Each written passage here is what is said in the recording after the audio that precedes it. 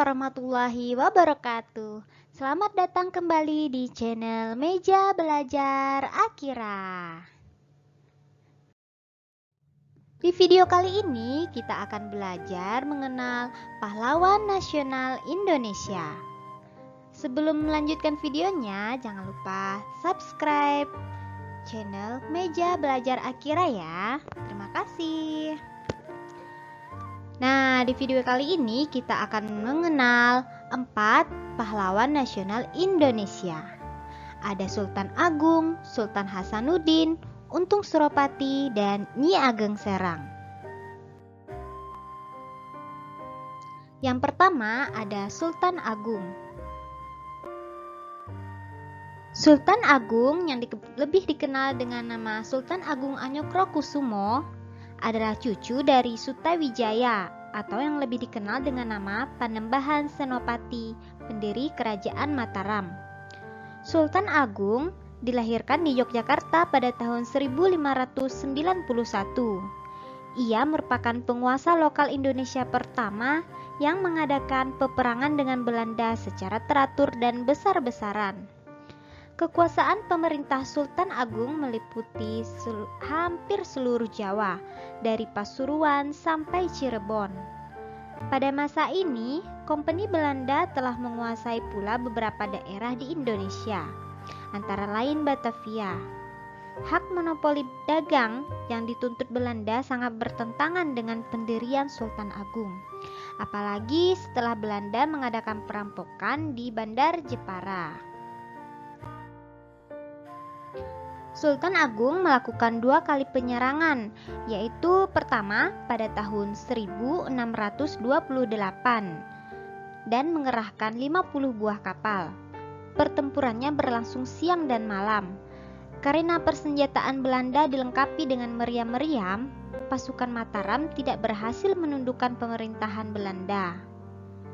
Yang kedua, pada tahun 1629, dengan bala tentara maupun peralatan yang lebih baik, pasukan Sultan Agung akhirnya dapat memasuki Batavia dan menghancurkan benteng Hollandia.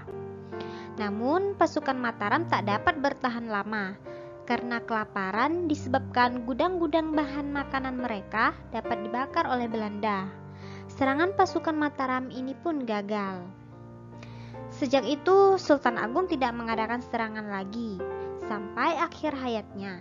Ia wafat pada tahun 1645, mempunyai cita-cita untuk menanamkan benih-benih anti penjajahan dalam mempertahankan kedaulatan dan kemerdekaan wilayahnya.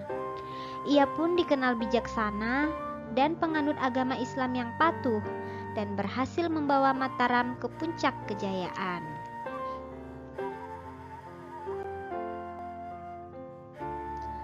Yang kedua ada Sultan Hasanuddin.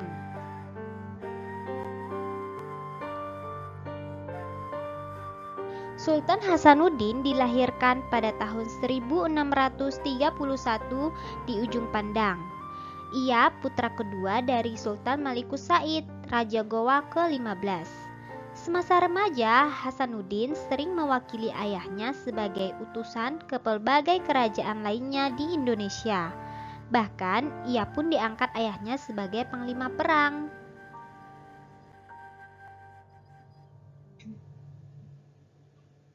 Pada waktu Sultan Hasanuddin menaiki tahta kerajaan, suasana hubungan Gowa dengan VOC sudah mulai renggang.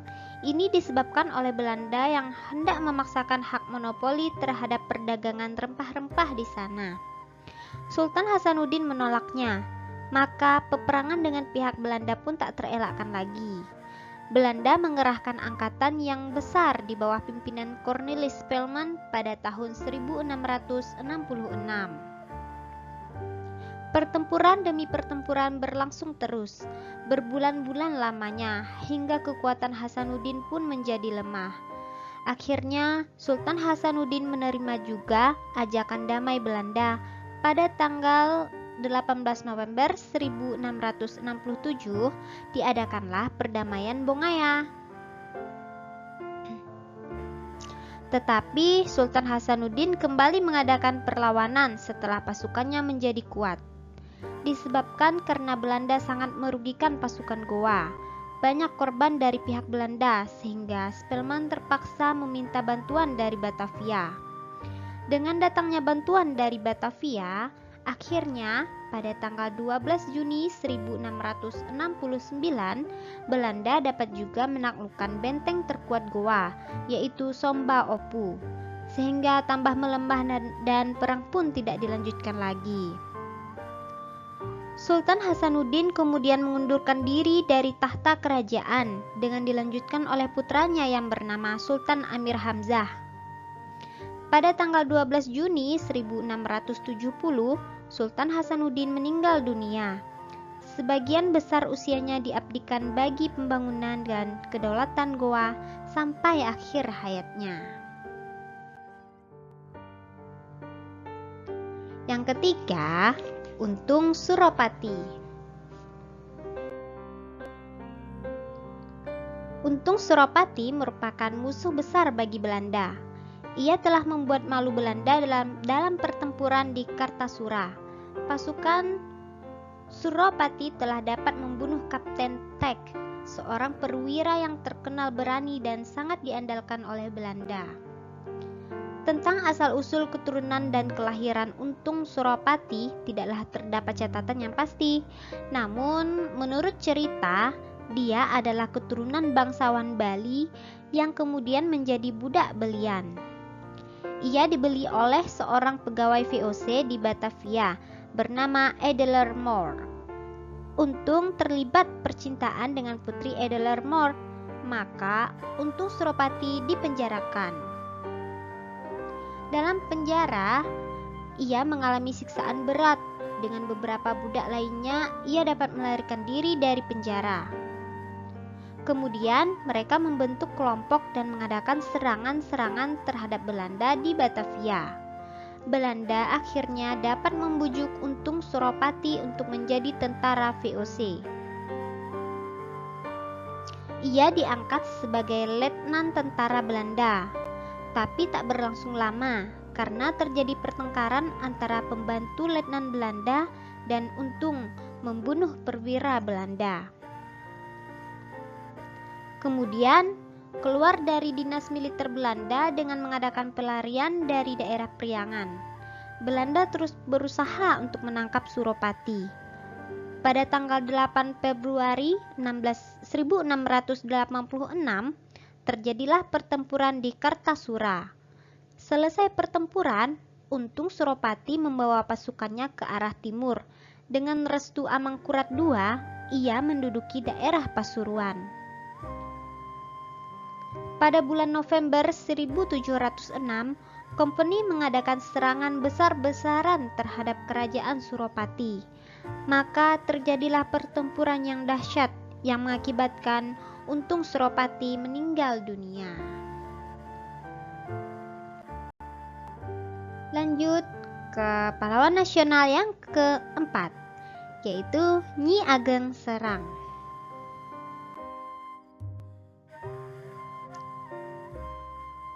Serang adalah desa terpencil 40 km di sebelah utara Sala.